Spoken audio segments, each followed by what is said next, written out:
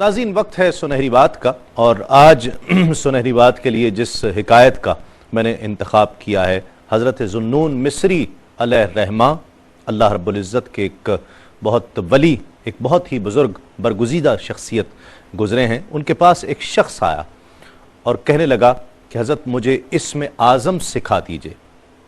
बहुत अरसे तक आता रहा, मुतवातर आता रहा, और उसका यही सवाल होता था कि मुझे इस्म आज़म सिखा दीजिए, इस्म आज़म बता दीजिए। बहुत अरसा जब वो आता रहा तो एक दिन उसने हज़रत ज़ुन्नून मिस्री अलैहिर्रहमा को कसम देकर अर्ज़ की कि हज़रत आप मुझे, आज तो आपको अल्लाह और उसके रसूल की कसम है, मुझे इस्म आज़म बता ही दीजिए, मैं एक ज़माने से आपकी खिदमत में हाज़िर हो रहा हूँ। हज़रत ज़ुन्नून मिस्री अलैहिर्रहमा ने उसे कहा कि ठीक है, मैं तुम्हें एक बर्तन देता हूँ। वो एक और बर्तन से ढका हुआ था और दूर एक पता एक शख्स का बताया कि जाकर उस शख्स को ये बर्तन पहुंचा दो।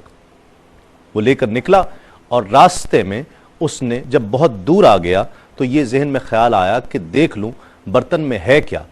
जब वो बर्तन पे से दूसरा बर्तन हटाया तो उसमें एक चूहा था जो दौड़कर भाग गया, निकल कर भाग गया।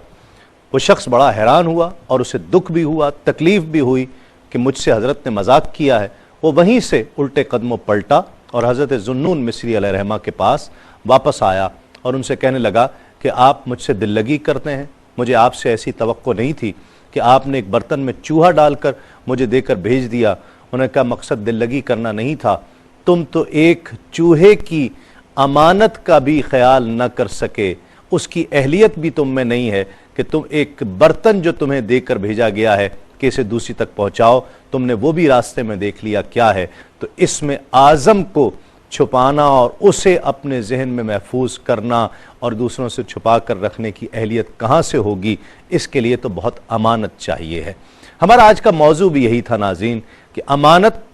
सरकार दो आलम सल्लल्लाहु अलैहि वसल्लम का जो पहला असर कुफ़ार मक्का पर था कि आपने कभी झूठ नहीं बोला है।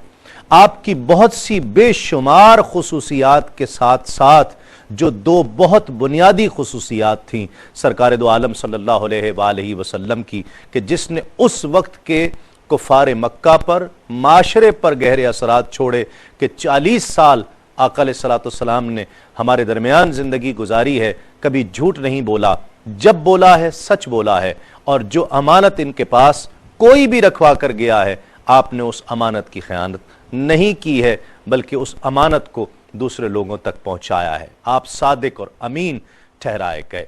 नाज़रीन किराम, ज़रूरी है कि हम अमानत का एहसास करें।